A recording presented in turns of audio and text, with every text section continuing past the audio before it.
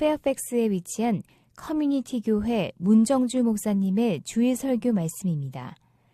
이 말씀을 들으시는 모든 분들에게 예수 그리스도의 은혜와 축복이 충만하시길 간절히 기도합니다. 요한복음 1장 6절부터 교독합니다. 하나님으로부터 보내심을 받은 사람이 있으니 그의 이름은 요한이라.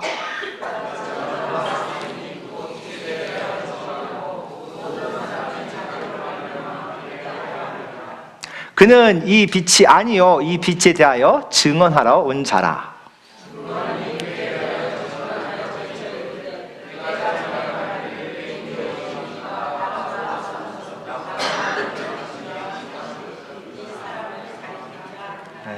유대인들이 예루살렘에서 제사장들과 레위인들을 요한에게 보내어 내가 누구냐 물을 때 요한의 증언이 이러하니라.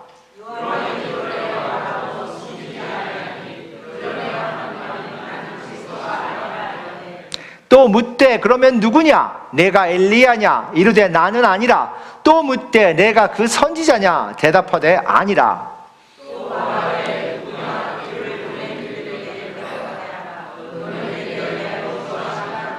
이르되 나는 선지자 이사야의 말과 같이 주의 길을 곧게 하라고 광야에서 외치는 자의 소리로다 하니라.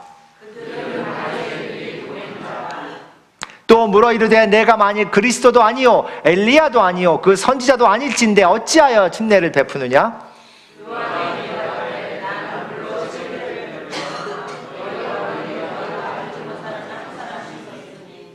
곧 내 뒤에 오시는 그이라. 나는 그의 신발끈을 풀기도 감당하지 못하겠노라 하더라. 28절 28절 안 나옵니까? 오케이. 28절에 나오는 게 뭐냐면 물론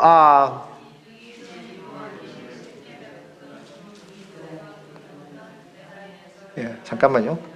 이 일은 요한이 침례 베풀던 곳 요단강 건너편 베다니에서 일어난 일이라. 아멘. 하나님의 말씀이었습니다. 지난주 저희가 요한복음을 공부를 하면서 하나님께서 예수님의 모습으로 오시면서 이 세상에 어떤 그런 모습의 하나님의 모습을 보여주셨느냐, 예수님이 오셔서 어떤 그런 우리가 알고 있는 지식들, 특히나 유대 사람이 알고 있던 지식들에 대해서 새롭게 정의를 해주셨느냐, 그래서 재정의라는 것을 생각해 보았습니다. 하나님, 삼위일체 하나님의 모습을 보여주시는 그 예수님의 모습을 통해서 하나님은 그 유대인들에게 하나님 스스로에 대한 모습의 재정의, 삼위일체라는 그 모습을 보여주시는 것을 얘기했는데요. 두 번째, 예수님이 오심으로써 삶이 무엇이고 생명이 무엇인지에 대한 재정의를 하셨습니다. 이 세상에 초점이 맞춰졌던 그 유대인들에게 영원한 생명, 영생이라는 것을 확실하게 설명하시는 그런 예수님의 모습이었고, 세 번째, 예수님이 오심으로써 하나님의 백성이라는 것에 대한 재정의를 하셨다고 말씀을 드렸습니다. 그전에는 아브라함의 그 자손이면, 유대인들이면 하나님의 자손이라고 믿었던 그들에게 예수님을 믿는 믿음으로써 하나님의 자손이 됐고 하나님의 자녀가 될 수 있다라는 그런 모습을 예수님께서는 보여주셨습니다. 그래서 그 새로운 그들이 알고 있던 지식에 대한 재정의를 통해서 예수님께서 이 세상에 오신 모습을 보여주셨는데, 요한복음은 이제 요한이 예수님께서 그런 예수님의 사역을 어떻게 시작하셨는가를 설명하는 모습으로 또 진행이 됩니다. 첫 번째 예수님이 하신 거는 뭐예요? 제자들을 부르셨죠. 첫 주에 예수님께서 사역을 시작하시면서 제자들을 부르시는 모습이 나옵니다. 왜 부르십니까? 예수님의 팀을 만들기 위해서, 예수님의 사역을 감당하는 그들을 가르치고 그들에게 지금 말씀드린 그런 모든 정의에 대해서 재정의를 나누기 위해서 예수님은 제자들을 부르셨는데, 오늘 하나님의 말씀을 보면 그 예수님이 재정의를 하기 위해서, 아니면 가르치기 위해서 제자들을 부르시기 바로 전에 하나님이 보내신 자가 있었다라고 말씀을 합니다. 이 하나님의 보내신 자가 침례 요한이다. 이 침례 요한이 왜 왔습니까? 라는 겁니다. 이 침례 요한은 그 예수님의 사역을 감당하기 위해서 예수님의 부르심을 받을 그 제자들에게 어떻게 보면 모범이 대한 모습입니다. 그들에게 이런 모습을 가르치기 위해서 우리가 침례 요한이라고 그러죠. 보통 얘가 예수 그리스도라고 했을 때, 예수 그리스도는 Jesus the Christ는 거죠. 그리스도인 예수입니다. 그것을 우리가 묶어서 예수 그리스도라고 그래요. 침례 요한은 침례를 주는 요한이었어요. 그래서 침례 요한이라고 합니다. 그런데 이 말씀만 보면서 여기에서 성도님과 저에게 도전이 되는 것은 우리의 이름이 있습니다. 한번 자기 이름을 한번 불러볼까요? 시작. 문정주. 자기 이름 모르십니까? 안 불러보셨죠? 내가 내 이름을 불러본 적이 별로 없습니다. 상당히 서먹합니다. 제가 문정주 그러면 이게 누구지? 자기 이름을 불렀는데 내 이름 앞에 무엇이 있을까? 이게 내 인생을 완전히 종합하는 모습이 아닐까? 그리스도인 예수는 예수님의 모든 것을 그 한마디 안에 함축이 되어 있습니다. 침례 요한은 침례를 준 요한, 그 침례 속에 그 요한의 모든 삶의 모습이 그려져 있어요. 내 인생을 종합했을 때 내 앞에 붙을 그 수식어는 무엇일까라는 생각을 해봤습니다. 그리스도인인 문정주, 아니면은 착한 문정주, 아니면은 좀 둔한 문정주, 뭐가 붙을 수 있어요?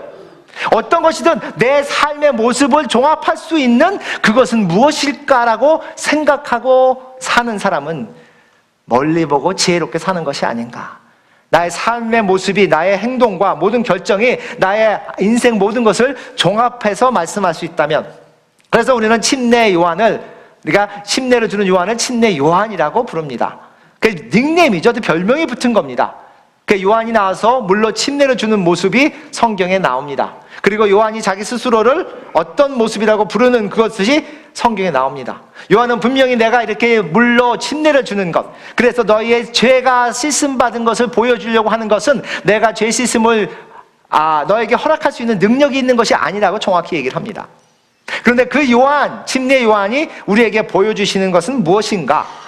나중에 예수님이 오셔서 성령으로 침례 주실 것을 그려가면서 하는 그 침례해 주는 모습을 보고 그 요한이 가르치는 모습을 보면서 우리는 무엇을 배워야 할 것인가? 요한이 와서 회개하라, 하나님의 나라가 임하였노라고 선포할 때 그 요한의 모습을 보면서 우리는 무슨 도전을 받아야 할 것인가? 그래서 오늘 제목을 예수님의 교회에 있는 사람들이라고 정했습니다. 예수님의 교회에 이런 사람들이 있다면 그런 진정한 예수님의 교회가 될 것이고, 예수님의 교회는 이 세상을 이끌어갈 수 있을 것인데, 우리가 교회를 생각하면서 하나님, 우리 교회가, 하나님이 저를 부르신 이 교회가 그렇게 예수님이 원하시는 사람들이 꽉 찬 그런 교회가 될 수 있습니까? 라는 그런 질문입니다.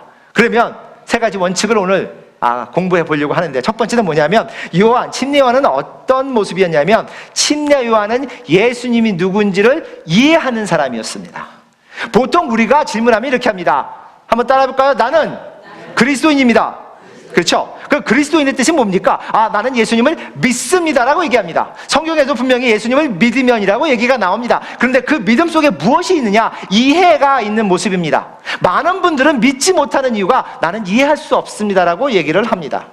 진정으로 하나님이 누구신지를 이해하는 모습. 물론 우리는 인간이기에 모든 하나님의 모습을 이해할 수 없습니다. 내가 그것을 다 이해한다면 내가 하나님이 되기 때문에. 하지만 그 하나님을 알아가는, 이해하는 모습, 내가 믿는 하나님을 더 이해해가는 모습, 자녀가 자라면서 어른이 되는 모습은 부모를 이해하는 모습이라고 얘기를 합니다. 어릴 때는 상상할 수 없었고 신경 쓰지도 않았던 어린아이가 부모의 마음을 신경 쓰고 부모가 어떤 삶을 살았는지, 왜 이렇게 결정했는지 거의 신경 쓰지 않습니다. 그런데 나이가 자라가면서 자기 스스로가 그런 생각을 하게 됩니다. 그래서 예전에 내 부모님 이렇게 하셨겠구나라고 깨닫는 그런 모습이 있습니다. 하나님을 믿는 자들이 모인 교회에서 많이 있어야 될 게 뭔지 아십니까? 하나님에 대한 질문입니다. 하나님에 대한 질문을 많이 해야 합니다. 왜냐하면 우리는 하나님에 대해서 잘 모르잖아요. 아무리 설교를 듣고 20년, 30년, 40년은 교회로 와도 하나님에 대해서, 예수님에 대해서 잘 모릅니다. 그렇게 알기 위해서 뭐예요? 질문을 해야 되잖아요. 예수님에 대한 질문입니다. 물론 의문이 있어서 하는 질문도 있지만 더 알아가고 싶어서 하는 질문이에요. 예수님은 어떤 분이십니까? 라는 것입니다. 그것을 통해서 우리가 이해해가기를 원하는 겁니다. 우리가 어렸을 때 제 자녀들 키울 때 미국에서 보면, 한국 분들은 저도 그렇지만 그 수학을 봐도요, 그 공식은 잘해요. 저도 기억납니다. 공식을 하면 딱 외워가지고 공식 딱 집어넣는 건 너무 잘해요. 우리 애들도 잘하더라고요. 그런데 우리 아이들이 힘들어하는 게 뭐냐면 word problems. 그거 설명해서 하면 1+1은 2 하는 거는 공식을 딱 하는데, 사과가 하나가 있고 그 사과를 하나는 먹었는데 몇 개 남았냐? 그럼 이해가 안 가요. 그래서 애들이 다 갖고 옵니다. 아빠 이게 뭐야? 이거 쉬운 건데? 아니야, 이게 말로 하니까 모르겠어. 그래요. 그런데 그 아이들이 어느 순간인가 알았다. 제가 이번 주에 제 큰딸내미 보면서 참 마음이 글쎄 희비가 없거니다. 참 기쁘기도 하고 벌써 이렇게 됐구나라고 생각이 한 게, 큰딸내미가 아시다시피 선생이잖아요. 국민학교 선생님이니까 자기가 이 월드 프로그램을 만들어 가는 겁니다.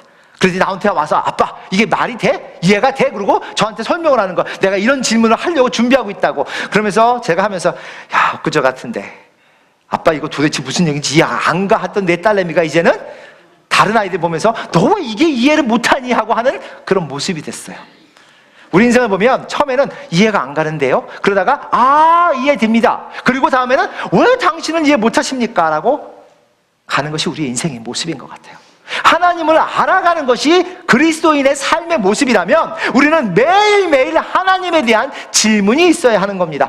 교회 와서도 성도님을 만나서 우리가 할 것은 그 짧은 30분, 1시간, 2시간에 얘기할 것은 하나님에 대한 질문인 거예요. 하나님 오늘 이렇게 이번 주에 이렇게 역사하신 것 같은데 어떤 마음이었을까요? 내가 믿는 하나님은 삼위일체로 하는데 그 삼위일체가 어떻게 나한테 다가올 수 있을까요?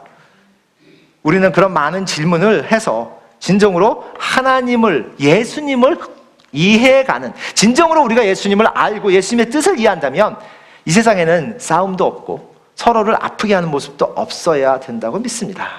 그런데 그것이 아직 있는 것은 우리의 죄성, 우리가 이기주의적이기 때문인데와 되지만 진정한 그 하나님의, 예수님의 모습을 잘 모르기 때문이 아닌가라는 생각을 합니다. 침례 요한은 하나님이 아니었습니다. 그래서 예수님에 대해서 다 알지 못했지만 분명히 예수님에 대해서, 그리고 예수님을 아는 사람이었습니다. 왜냐하면 침례 요한은 예수님의 사촌 형이잖아요. 그러니 예수님을 대해서, 아니면 예수님에 대해서 그러니까 잘 알지 못할 수가 없었습니다. 요한복음 1장 15절 보면요, 요한이 이렇게 얘기하죠. 요한이 그에 대하여 증언하여 외쳐 이르되 내가 전에 말하기를 내 뒤에 오시는 이가 나보다 앞선 것은 나보다 먼저 계심이라 라는 겁니다. 이것이 삼위일체 하나님의 그 모습을 깨닫는 모습에서 나온 거잖아요. 나보다 늦게 오실 분, 내 동생이야. 육체적으로 따지면 내가 선포하는 그 후에 오실 예수님이지만 그 예수님은 나보다 먼저 계셨다는 겁니다. 이것이 우리가 보통 이해할 수 없는 하나님의 모습이 아닙니까? 라는 거예요. 구원자, 구세주로 오실 예수님이 내 후에 오실 것이지만 창조주 예수님은 그 전에 계셨다는 겁니다. 이것이 삼위일체 모습입니다. 그것이 우리가 믿는 예수님의 모습인 거예요. 예수님이 어떤 모습인가? 그것을 예수님은 그 유대 지도자들에게 설명하기 위해서 계속해서 힘을 쓰십니다. 너희는 내가 누군지 아느냐라고 얘기하시는 거예요. 너는 너희가 믿는 하나님이 누군지 아느냐라고 말씀하십니다. 그렇게 보였는데도 알지 못해서 예수님은 결국은 너희는 너희가 믿는 하나님을 알지 못하는구나라고 말씀할 수밖에 없었다는 겁니다. 1장 29절에 보면 요한이 이렇게 얘기해요. 그 다음 날, 여기 나오죠? 이튿날 요한이 예수께서 자기에게 나오심을 보고 이르되 보라, 세상 죄를 지고 가는 하나님의 어린 양이로다. 이것이 한 그 문장 안에 예수님의 목적과 계획과 예수님이 하실 일이 다 들어가 있잖아요. 세상 죄를 지고 가실, 우리의 죄 문제를 해결하기 위해서 십자가에 돌아가시기 위해서 오신, 그래서 이제는 그 예수님을 믿는 믿음으로 우리는 하나님께 죄 사함을 구하러 갔을 때 이 죄 없는 그 동물들을 죽여서 피를 가지고 가지 않아도 되는 그 모습을 한꺼번에 설명을 합니다. 세상 죄를 지고 가는 하나님의 어린 양, 그것을 우리는 알고 믿기를 원하는 겁니다. 그것을 깨달아 알기를 원하는 거예요. 예수님께서 우리에게 구원의 길을 열어주신 것을 우리가 알기를 원하는 겁니다. 그런데 이 침례 요한이 이 모든 것을 어릴 때부터 알았을까요? 제가 말씀을 드렸죠. 침례 요한은 예수님에 대해서 알 수밖에 없었습니다. 사촌이니까. 그런데 예수님에 대해서뿐 아니라 예수님을 알았습니다. 그래서 침례 요한은 자기는 예수님을 알고 있다고 생각을 했을 겁니다. 그런데 막상 그 예수님이 진정으로 누군지 알았을 때는 나는 예수님을 몰랐구나라고 간증할 수밖에 없습니다. 성경에는 그렇게 나옵니다. 나는 그 예수님을 알지 못했다고. 내가 알았다고 생각하는 그 예수님이 이 예수님이 아니었구나. 나는 인간적으로 그냥 내 사촌 동생이라고 생각했고 매일매일 삶을 살면서도 이게 그럴 수 있을까라는 상상하지도 못했던 예수님이 하나님의 아들, 삼위일체 하나님에서 두 번째 성품을 가진 그분이라는 사실을 침례 요한은 처음에는 알 수 없었죠. 그런데 그것을 깨닫는 순간 도대체 이 예수님은 누구신가라는 그런 모습을 하였을 거라고 저희는 상상할 수밖에 없습니다. 그래서 침례 요한이 얘기하죠. 나는 물로 침례를 너희 주지만 내 뒤에 오실 분은 성령으로 침례를 주노라 라고 얘기를 하는 거예요. 그런데 그것은 침례 요한이 그냥 자기가 깨달아 알고 아는 게 아니라 성경에 보면 하나님의 천사가 나타나서 목소리로 알려주었다고 이야기를 합니다. 그 목소리를 듣고 천사가 내려오면서 비둘기처럼 예수님의 위에 얹히면서 침례 요한이 예수님을 봤을 때 사촌 동생이라고 하고 있다가 갑자기 그런 순간을 경험하면서 이 예수님이 진정으로 내가 알고 있던 예수님이 아니라고 생각했을 때 그 침례 요한이 경험했던 것이 얼마나 엄청났을까. 침례 요한이 1장 34절에 이렇게 얘기합니다. 내가 보고 그가 하나님의 아들이심을 증언하노라 얘기를 해요. 내가 보고, 그것은 경험입니다. 그것은 깨달음입니다. 그것은 이해가 되는 겁니다. 누가 얘기했으니까 그 얘기를 듣고가 아니고, 너무나 많은 분들이 예수님을 찾고 예수님을 믿는다는데도 그 믿음이 어디서 오냐? 나는 그냥 들었습니다라는 겁니다. 나는 예수님을 그냥 들었습니다. 그런데 그 들은 예수님에 대해서 내가 질문하고 찾고 깨달아 알아서 그것이 보일 수 있는, 내가 영적인 눈으로 나는 보았다고. 그렇다고 내가 눈을 감고 기도하는데 예수님의 모습이 막 보입니까? 그거는 아닙니다. 하지만 예수님이 계신 그 확신과 예수님이 인도하시는 그 믿음이 살아서 나올 수 있는, 이 세상에 누구도 바꿀 수 없는 그런 강건한 믿음이 어디서 나오느냐? 지금 성경에 나오는 분들을 보면 다 보았다고 얘기를 합니다.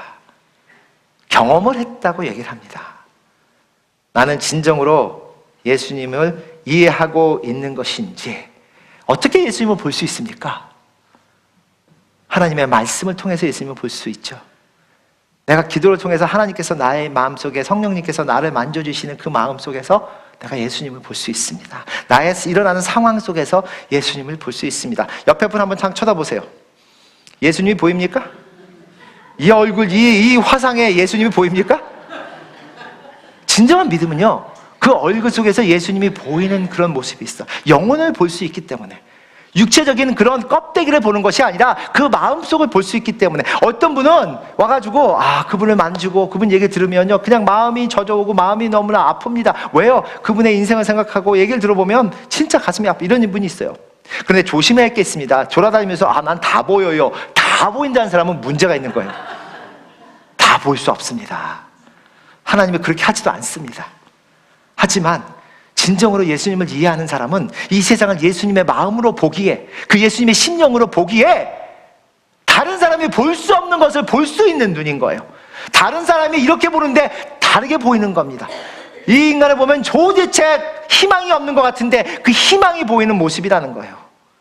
이것이 예수님을 진정으로 깨달을 때 볼 수 있는 거. 내 자녀를 볼 때, 내 아내와 남편이나 내 사랑하는 가족을 보거나 내가 보고 있는 그런 교인들을 볼 때 그런 모습으로 볼 수 있기를. 그래서 지금 침례 요한이 얘기한 것처럼 내가 보아서 증언한다고 얘기할 수 있는 그런 믿음이 우리의 있기를 간절히 바라는 겁니다.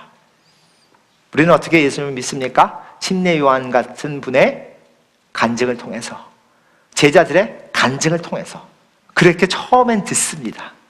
그 들은 것들이 보임으로 나타나고 그것이 우리에게 확신으로 이해됨으로 나타난다는 것입니다. 그럴 때 진정한 하나님의 역사가 일어난다고 저희는 믿는 겁니다. 예수님이 왜 오셨는지가 이제는 확신으로 나타나서 그것을 설명할 수 있는 모습. 첫 번째, 침례 요한은 어떤 분이었냐? 예수님이 누군지를 이해했던 분이고, 두 번째는요, 그 침례 요한은 예수님의 능력을 경험했던 사람입니다. 예수님을 진정으로 믿는다는 것은 뭐냐면 예수님의 능력을 경험하는 겁니다. 매일매일 삶의 속에서 예수님의 능력을 따라합니다. 나는 예수님의 능력을 매일 경험합니까? 갑자기 안 나오죠? 경험하십니까? 진정으로? 문 목사가 얘기하니까 그냥 쫓아가고 그래 하는 게 아니라 매일매일 눈을 뜨고 눈을 감을 때까지 순간순간적으로 예수님의 그 파워, 능력, 하나님의 그 권세, 그것을 내가 경험하고 있느냐라는 겁니다. 침례 요한이 침례를 줄 때 그 유대인들이, 특히나 바리새인들이 질문을 합니다. 당신은 도대체 누구냐? 어떤 그런 권세로 당신은 침례를 주느냐라고 질문을 해요. 그래서 내가 메시아냐, 내가 엘리야냐, 아니면 내가에게는 선지자냐고 물어볼 때 침례 요한은 아니다라고 얘기를 하죠. 그러면서 침례 요한이 하는 얘기가 있습니다. 요한복음 1장 24절부터 27절에 보면 그들은 바리새인들이 보낸 자라 또 물어 이르되 내가 만일 그리스도도 아니요 엘리야도 아니요 그 선지자도 아닐진데 어찌하여 침례를 베푸느냐. 요한이 대답하되 나는 물로 침례를 베풀거니와 너희 가운데 너희가 알지 못하는 한 사람이 섰으니 곧 내 뒤에 오시는 그이라. 어떤 분이에요? 예수님이 오시는데 그 내 뒤에 오는데 너희는 그분은 잘 알지도 못하는 그런 분인데 그분이 어떤 분이냐면 나는 그의 신발끈 풀기도 감당하지 못하겠노라. 그 당시에 가장 천한 작업, 천한 그런 일이라고 할 수 있는 것, 가장 사람들이 하기 싫은 것이 그런 종으로서 그 신발, 아주 지저분한 사막을 걷던 신발들을 사람들이 들어오면 그 신발끈을 그렇게 풀고 신발을 벗기고 발을 씻기고 하는 그런 모습인 겁니다. 이것을 예수님이 제자들의 발을 씻기면서도 보여주셨죠. 그런 모습인데 그 침례 요한은 뭐냐면 나는 그것을 할 수도 없다는 겁니다. 예수님이 얼마나 엄청난 분이냐면 내가 그의 신발끈을 풀지도 못하는 분이라고 얘기를 합니다. 요한복음 1장 34절에 보면 나도 그를 알지 못했다고 간증을 하죠. 내 사촌이었는데 내가 알고 항상 지냈다고 생각했는데 막상 진정으로 예수님이 누군지를 보고 나니 내가 그분을 진정으로 알지 못했구나. 우리들의 자녀들은 저희가 계속해서 하나님의 말씀 속에서 아이들을 키우면 이것을 경험한다고 생각을 합니다. 그냥 크리스찬 가정에서 그냥 교회에서 태어났고 교회에서 맨날 다녀서 이것이 교회가 삶이라고 생각해서 진정으로 자기가 얘기 듣고 믿는다고 얘기하는 그 예수님이 누군지 모르고 그냥 옆집 아저씨처럼 하다가 어느 순간인가 내가 옆집 아저씨라고 교회만 가면 듣던 그런 예수라고 하다못해 영어권에 있는 그 어린아이 미스터 레이머라고 하죠. 자기가 그 딸내미가 지금 거의 고등학교 3학년 2학년 됐는데 어릴 때 저를 예수님이라고 불렀어요. 목사님 집에 가자 그랬더니 그럼 예수님 집이에요? 왜 헷갈린 겁니다. 가면 목사가 누군지 예수가 누군지 그냥 항상 듣는 게 예수 그리스도니까 그냥 그런 시기까지 그런 식으로 자라던 사람들이 어느 순간인가 내가 그렇게 들었던 예수가 진정으로 하나님의 아들이고 나의 구세주고 그 능력을 알 수 있는 그 깨달음인 거예요.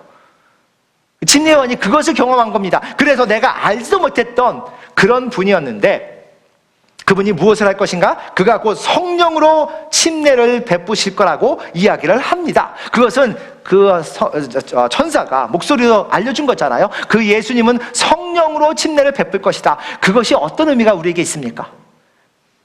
예수님이 성령으로 침례를 베푼다는 것이 어떤 의미가 있습니까? 근본적인 것부터 완전히 뒤집어 놓으신다는 3주 전에 저희가 예수님께서 물로 포도주를 만드는 것을 보여주셨잖아요. 근본적인 것을 뒤집어 놓는 그 예수님의 능력입니다. 이 세상에 가장 큰 기적이 뭔지 아십니까? 사람이 변하는 겁니다. 그래서 우리가 그러죠. 사람이 변하면 죽는다. 이게 보통 얘기하잖아요. 사람 변하면 죽는다. 그 정도로 사람은, 인간은 변하기가 어렵다는 겁니다. 우리는 너무나 알지 못하고 그 알지 못하는 지식이 다라고 생각하고 살아갑니다. 내가 아는 지식이 너무 작은데 그 지식이 다라고 생각해요. 그것에 맞지 않으면 믿지도 못하고 마음이 열리지도 않습니다. 이해가 되지 않는다고 얘기하죠.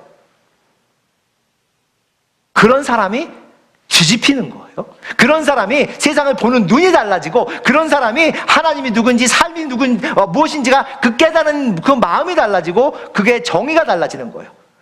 이 세상에서 가장 중요한 것이 나였던 사람이 다른 사람이 된다는 것은, 이 세상에서 가장 중요한 것은 내가 지금 존재하는 이 순간이라고 생각했던 사람이 영원을 볼 수 있다는 것은 그건 기적일 수밖에 없습니다. 하나님을 인간이 이해한다는 것은 기적일 수밖에 없습니다. 내 몸뚱아리도 이해 못하는 내가 이 세상을 창조한 하나님을 이해한다는 것을, 내가 타고 다니는 자동차도 도대체 어떻게 도로 굴러가는지 모르는 내가, 다 스마트폰 갖고 계시죠? 스마트폰, 왜 이 스마트폰인지 아십니까? 스마트폰 갖고 계신 분 다 들어보세요. 왜 스마트폰이에요? 얘가 스마트한 거예요. 갖고 있는 사람이 스마트한 게 아닙니다. 나는 좋은 전화를 갖고 있어요. 스마트폰을 갖고 있어요. 네, 그러세요. 감사합니다. 축하합니다. 그런데 갖고 있는 분은 스마트하지 못한 거예요. 우리는 너무나 작은 지식을 갖고 있는데 그것이 다라고 생각하는 그 고집성 때문에 변할 수 없어요.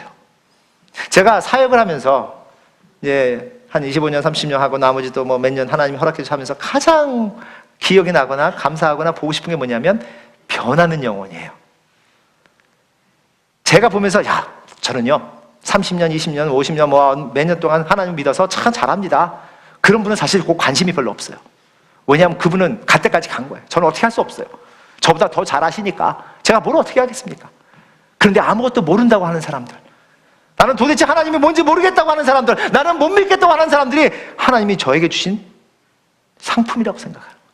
하나님, 제가 이 영혼을 이끌어서 이 영혼이 하나님을 알 수 있고 변할 수 있다면 그것은 축복입니다라는 거예요. 사역을 하면서 가장 기쁠 때가 멀쩡한 청년이나 처녀가 저한테 와서 안녕하세요 목사님. 그래서 아니, 누구세요? 학생부 사역하다 보면 제일 겁나는 게 그겁니다. 왜? 자기들은 다 변했거든요. 10년, 20년 변해가지고 다 커가지고 나오는데 저 기억하세요? 그럼 어떻게 기억을 해요? 그러면 또 저 어렸을 때 누구누구 설명하면 그때는 이제 거짓말을 하죠. 왜? 기억한 것좀 해야 되니까. 그래요. 그런데 그 학생들 중에서 10년에 한 번씩 가끔 기억하십니까? 그때 제가 참 어리석게 뛰어다녔는데 목사님을 기억하고 감사하고 있습니다라고 얘기하면 그 순간에 뿌린 씨, 그리고 잊어버렸던 그 씨가 하나님의 역사하고 다른 사람의 그 도움을 통해서 나무로 변하고 열매를 맺어가는 그 신적 보일 때가 가끔, 그럴 때 하나님, 이것이 진정으로 하나님이 주신 삶의 의미입니다. 지금 저희 교회에 두 분의 선교사님이 계십니다. 그렇죠? 죄송하지만 멕시코, 파라과이 선교사님으로서 모든 것을 놓고 다른 나라에 갈 수 있는 그 힘이랄까요? 열정은 어디서 나올까? 제가 생각하는 그것 때문인 것 같아요. 아무것도 모르는 사람들에게서 처음으로 시작하는, 물론 맨 땅에 해당하는 것처럼 어렵고 힘들죠. 어느 세월에 내가 이것을 열매를 볼 수 있을까 깜깜할 수도 있습니다. 그런데 교회는 그런 사람을 찾기를 원합니다. 저희 교회가 그런 사람을 찾기를 원합니다. 하나님, 저희 교회가 진정으로 하나님을 모르는 사람을 찾아서 예수님을 소개할 수 있는 그런 마음이 있기를 원합니다. 여기 보면 그 성령으로 침례를 베푸실 예수님, 마태복음 3장에 가면요, 이것을 또 다른 모습으로 설명을 합니다. 나는 너희로 회개하게 위하여 물로 침례를 베풀거니와 내 뒤에 오시는 이는 나보다 능력이 많으시니 나는 그의 신을 들기도 감당하지 못하겠노라. 요한은 신발끈을 풀지도 못하겠노라. 그리고 마태는 내가 신을 들지도 못하겠노라 그래요. 그리고 얘기를 합니다. 그는 성령과 불로 너희에게 침례를 베풀 것이고, 성령과 불로 침례를 베푼다고. 그런 예수님을, 바로 앞에 나온 것처럼 그렇게 능력이 많으시는 예수님을 여기 계신 성도님과 제가 믿고 있습니다. 그렇죠? 그렇다면 우리의 삶은 뭐가 충분해야 돼요? 능력이 없는 삶이 아니라 능력이 있는 삶. 그 능력이 있는 삶은 무엇이냐? 잘 먹고 잘 사는 것이 아니라 변화할 수 없는 인간이 변화하게끔 인도해 갈 수 있는. 그래서 저를 찾아서 목사님 질문 있습니다 그러면 한면으로는 떨립니다. 왜? 제가 다 모르니까. 그런데 다른 한면으로는 감사합니다. 하나님, 이것이 기회입니다. 씨를 뿌릴 수 있는 그런 기회가 지금 주어진 것이 아닙니까? 그것이 삶의 의미라고. 그런데 그 예수님이 어떤 예수님이냐면 손에 키를 들고 자기의 타작마당을 정하게 하사, 이게 뭔지 알아요? 마지막에 다 곡식을 정리하는 겁니다. 그래서 예수님께서 그 어떤 것들은 자기가 있는 그런 번이라고 그러죠.